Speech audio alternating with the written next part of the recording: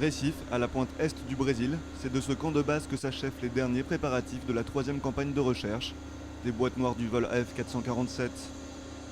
À bord du Seabed Worker et de l'Anne Candice, des vivres pour plusieurs semaines, mais surtout du matériel de pointe. Sonars tractés, drones sous-marins et robots capables de travailler jusqu'à 6000 mètres de profondeur pour couvrir toute la zone d'opération et s'adapter à un terrain changeant et accidenté. Les moyens sont redondants, mais surtout complémentaires.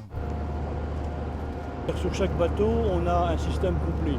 Alors on a un système de recherche et un système d'investigation. Le système de recherche, c'est des sonars, un ou des sonars latéraux, donc qui permettent de faire des images du fond et de détecter éventuellement l'épave de l'avion qu'on recherche.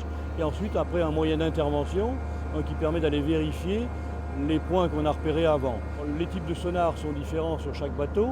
Il y a un bateau qui est équipé d'un sonar remorqué.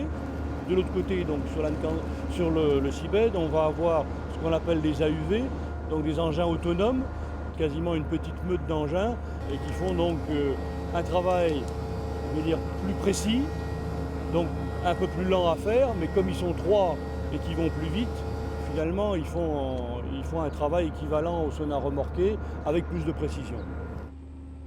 Ces technologies innovantes rassemblées à bord seront extrêmement sollicitées.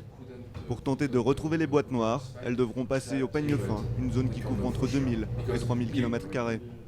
On a pu valider toutes les données des premiers actes d'enquête, notamment les actes de Search and Rescue. Ça donne des résultats de rétrodérive qui ont été effectués entre la phase 2 et cette nouvelle phase 3 qui va commencer. Depuis le 1er juin, on a essayé de rassembler le maximum de données pour essayer de valider ces zones.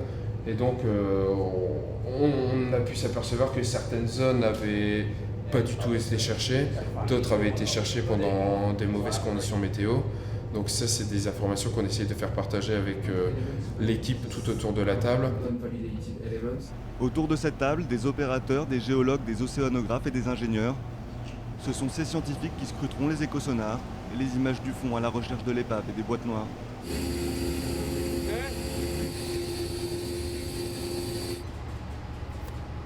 Après une semaine de préparation, le Seabed Worker quitte le port. On a enfin largué les amarres et puis on est parti, donc c'est vraiment là que l'opération commence. On file sur la zone où on arrive dans un peu plus de 48 heures et là on est prêt, quoi.